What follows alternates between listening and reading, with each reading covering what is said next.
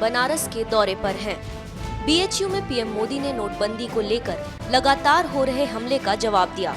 इस बार मोदी ने मनमोहन सिंह का नाम लेकर उन पर हमला बोला और पूछा कि विरोध करने में ये तो देख लें कि वो किसका रिपोर्ट कार्ड दे रहे हैं, मेरा या अपना। और कुछ लोग विरोध करने में इतना अपना संतुलन खो देते हैं, मैं तो हैरान हो जाता हूं।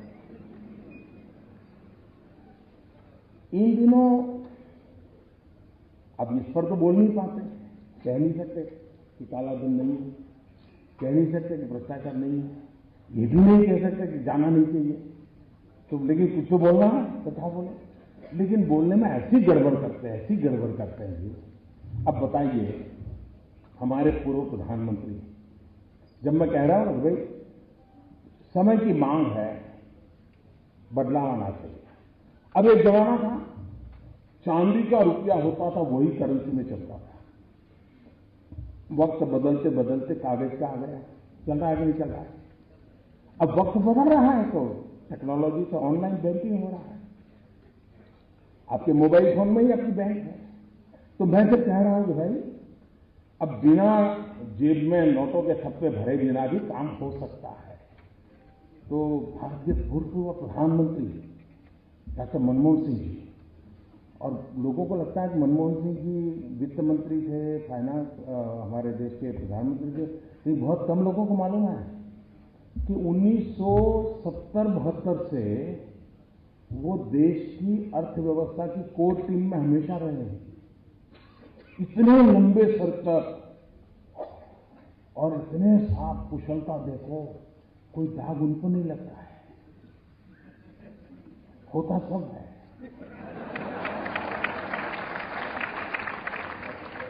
उन्होंने अभी ऐसा कहा, जब मैं कैशलेस की बात करता हूं, उन्होंने कहा कि जिस देश में 50% लोग गरीब हो, वहां ये टेक्नोलॉजी वगैरह कैसे हो सकता है। अब मुझे बताओ भाई, ये वो अपना रिपोर्ट कार्ड दे रहे हैं कि मेरा दे रहे हैं?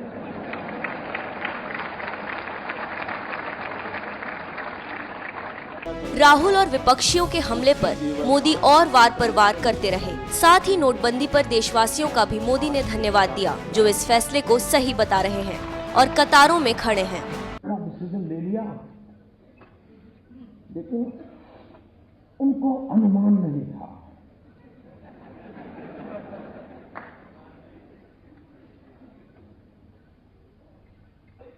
ये बात सही है कि बहुत सी चीजों का मैंने अनुमान किया था, लेकिन एक चीज का अनुमान करने में विफल हो गया मैं नहीं कर पाया। अब वो मेरा देश, मेरे संस्कार था, क्या था मुझे मालूम नहीं, लेकिन मैं नहीं कर पाया। मैंने जब ये पूरा काम के लिए दिमाग खपा रहा था, योजना बना रहा था, कभी सोचा नहीं था कि देश के राजनेता कुछ और कुछ राजनीतिक दल हिम्मत के साथ बेईमानों के साथ खड़े हो जाएंगे।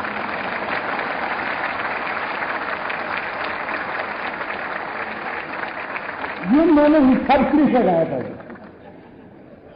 मैंने सोचा ही नहीं था कि संभव है। और आपको मालूम है, अब मैं भी सोच रहा हूं ये सब कैसे हो रहा है। पाकिस्तान घुसपैठियों को हिंदुस्तान में भेजना हो तो क्या करता है, वो सीमा पर फायरिंग शुरू कर देता है। तो फिर हमारी फौज भी बिजी हो जाती है उसके साथ, तो इधर उधर चलती रहती है आमने सामने, और लपक करके वो घुस जाते हैं।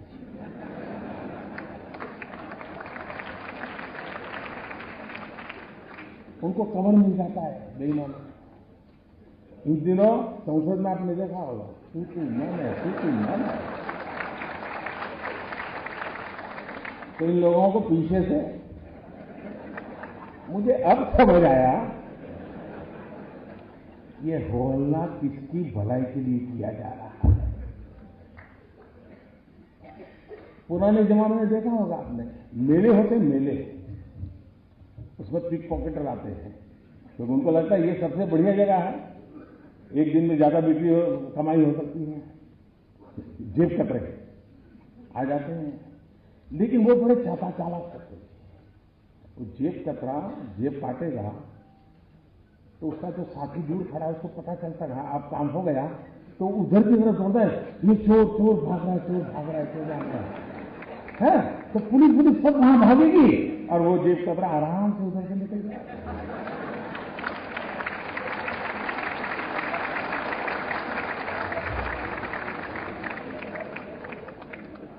बेईमानों को बचाने के लिए बेईमानों को रास्ता दिखाई दे, न जाने कैसी कितनी तरकीब अपनाई जा रही है। लेकिन भाइयों बहनों, देश देखिए, दुनिया को इस बात को समझना होगा, जनता को कष्ट कम नहीं हुआ है, बहुत तकलीफ झेली है, कभी सोची नहीं इतनी तकलीफ झेली है। उसके बावजूद भी ईमानदारी के रास्ते पर देश चलता है तो कष्ट झेलने के लिए तैयार हो रहा है। 6-6 8-8 घंटे कतार में खड़ा रहता है। इतनी तकलीफ के बावजूद भी जब मुंह में उंगली डाल करके पूछा जाता है, फिर आखिर में कहता है नहीं, लेकिन किया तो अच्छा है।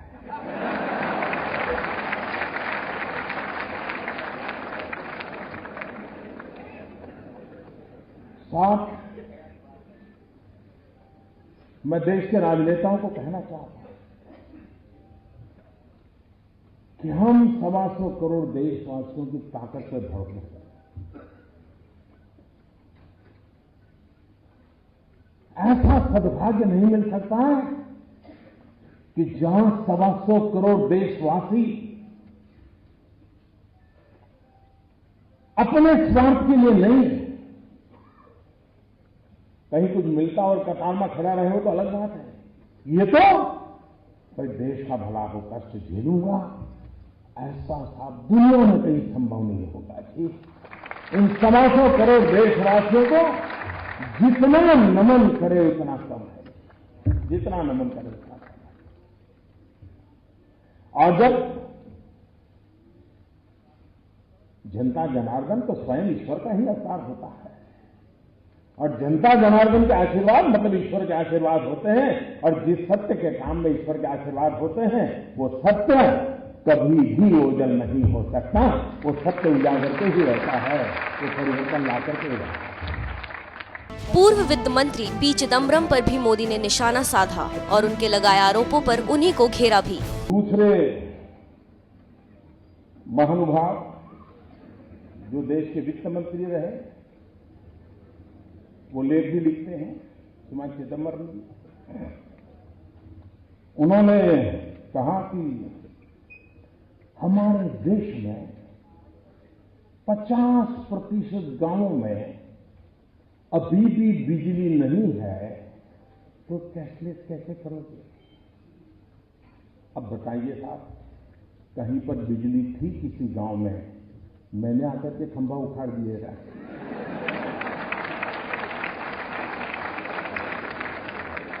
क्या मैंने आकर के तार काट दिया क्या? मतलब चिदम्बरम जी 2014 में तो आप कहते थे कि हमने इतना विकास किया है, काशी में मोदी की जमानत जब्त होनी चाहिए। अब कहते हैं 50% गांव अंधेरे में डूबे पड़े हैं। ये मोदी का विरोध करने में, ये देखिए साहब, एक काशी का बच्चा है,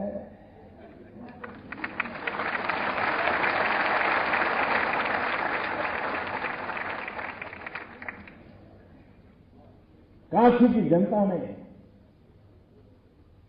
मुझे पाला,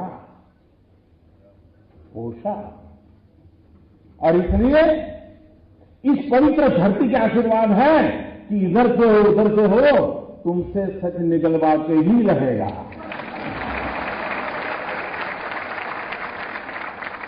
कांग्रेस के आरोपों पर मोदी का वार लगातार जारी है और मोदी हर आरोप को कांग्रेस के स्टाइल में ही जवाब दे रहे हैं, और वो भी आंकड़ों के साथ।